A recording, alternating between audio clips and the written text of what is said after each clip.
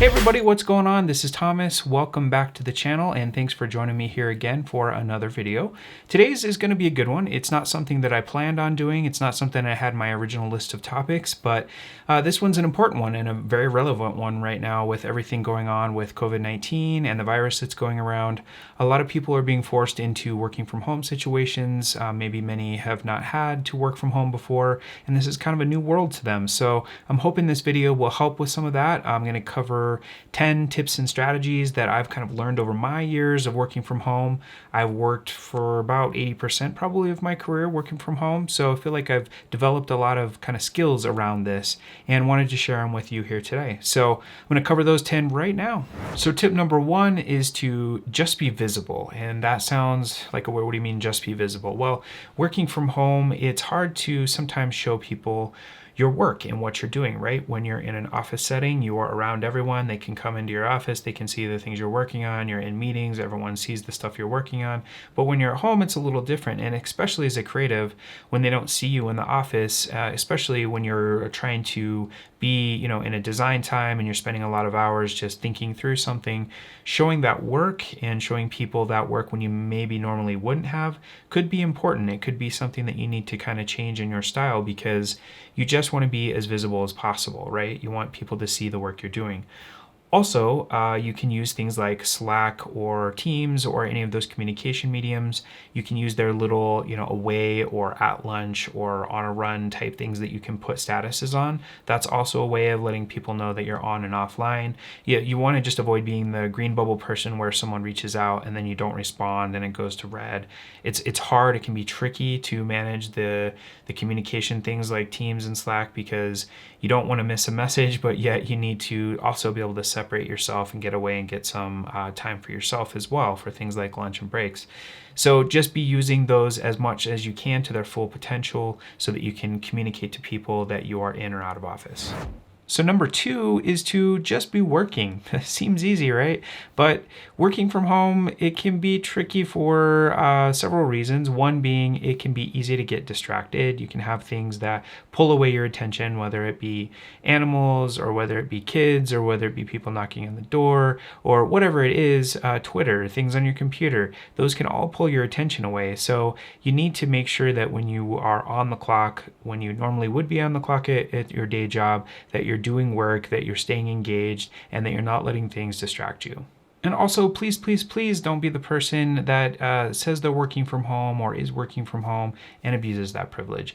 Again, that ruins it for all of us. I've heard this many, many times in my career where people say they don't want to hire work from home people or the work from home jobs. People don't actually do anything when they're there.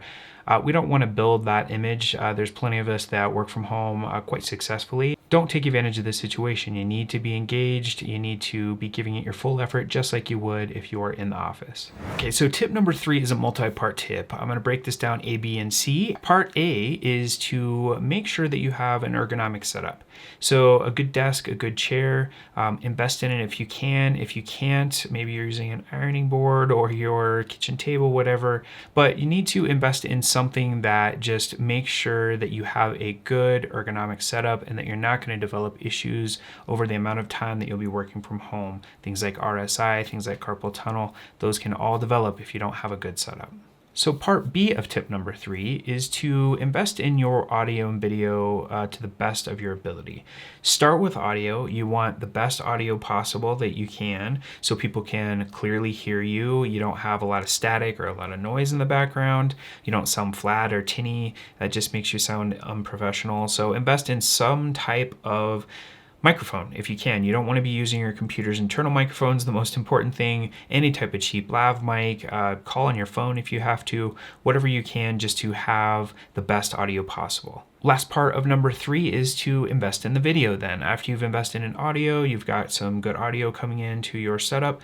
The next is to go with video. So whether you can do something, just a nice webcam or a decent webcam, adding lighting to your room can go a long ways, even if it's natural light and you don't have any other light sources. Good lighting can go a long ways to making a crappy camera, web camera, whatever, look much, much better.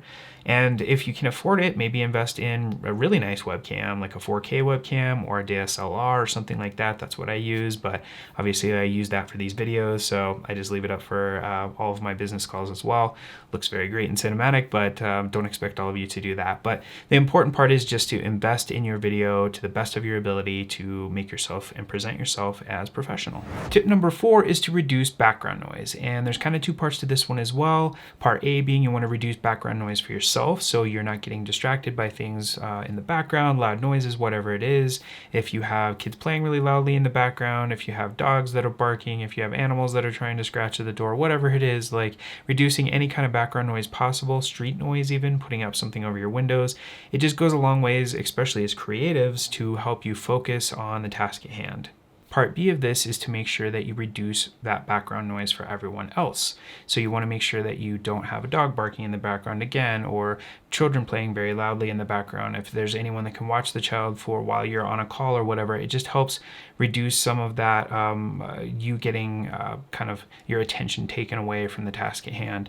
And that may be, again, tricky for certain setups out there and certain people's situations, but you just do the best you can and you try to reduce as much of that noise as possible. Number 5 is to eat healthy, and that can be tricky when you're working from home because it's tempting to go get a bowl of cereal, or it's tempting to eat all day because you have it here, you can have stuff on your desk.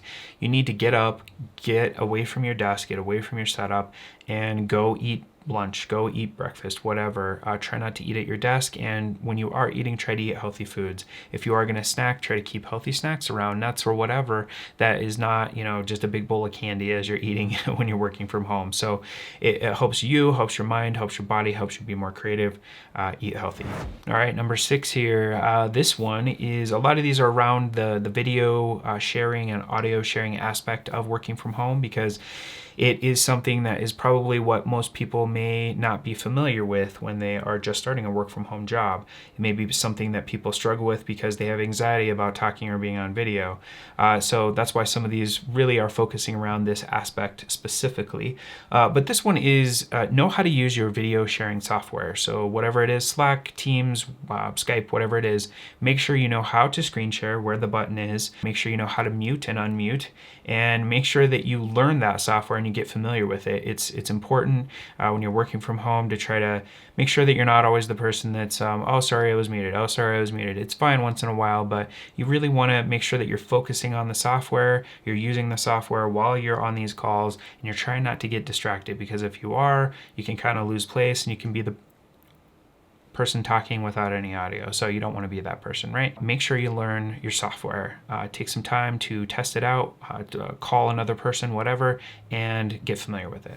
Number 7 here is a tricky one, and it's one of the last ones on the audio video aspect of things, but it's to learn how to talk during a call without stepping on people. That's tricky because when you are on these video calls, videos are a little easier because you can see people's facial expressions and things like that. But when you're on strictly an audio call, it can be hard not to kind of step on people, and like people talk over each other a lot. So you really have to learn how to pick up on small little cues about people's talking patterns and how they end their conversation, so you can kind of start your conversation without being the person that is like, well, wait, and it's just like back and forth. It happens to me all the time. I hear it all the time on calls. And it's tricky because you don't want to come off as sounding like you're trying to interrupt people. So you need to learn people's patterns and how to kind of present yourself on calls, both audio and video. So for number 8, we're going to get away from the audio and the video. We're going to focus more on being healthy when you're working from home. And this is important because, again, it's not something that you're probably used to, but making sure that you break up your day. At work, you may have scheduled breaks, your 15 minutes, your half-hour lunch, whatever it is. You come in at 9, you leave at 5, again, whatever it is. Whatever your schedule is, it's something that is put in place and that you're used to following. But when you're working from home, it can be very easy to go 10, 12, 14 hours. I've done it, do it all the time. Don't even realize I was working that long, and you just get in the zone. Get a lot of work done, but it's not always healthy. So making sure that you take walks, especially again as creatives, you need that time to reset your mind, refresh your brain. Going out even for a walk around the block once, twice a day. If you can fit in a couple mile walk during lunch, that goes a long way. getting fresh air, just refreshing yourself. It's important. Keeping yourself healthy, keeping yourself balanced, and making sure that you're not underworking or overworking is very important when it comes to working from home. All right, number 9 here is to do your best to keep your meetings grouped back to back.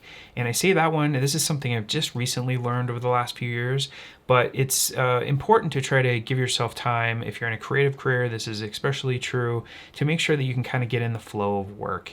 And if you're constantly having meetings break up your day, it can just be another level of distraction, which doesn't allow you to fully focus on a task and complete it like you normally would if you were sitting in your office at work. So number 10 strategy is just to give yourself some time. Especially for those of you out there who this is kind of a new thing. Maybe you've never worked from home. Maybe you worked from home once a week or once a month as a kind of a benefit thing at work. That's not the same. Working from home exclusively, especially 5 days a week, can be quite a different thing. And you need to kind of learn your own strategies, whether it be some on this list or others that just work for you. But you need to make sure that you're treating this quite differently than if you were going into your day job. It's not the same, and you need to be aware of all the small little details of working from home that can kind of be tricky and challenging. Okay, that's it. That's all the strategies I had to share today. Like I said, there's lots of them out there. A lot of these videos are really about what works for you. So some of the things on this list may work for you, some may not.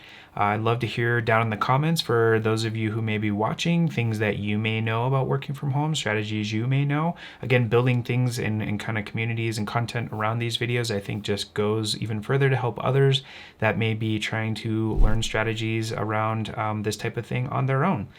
Hope all of you stay safe and healthy out there. Kind of a crazy time right now, but just keep moving forward. That's my best advice. And I'm looking forward to seeing you all next week on the next video. We'll see you then.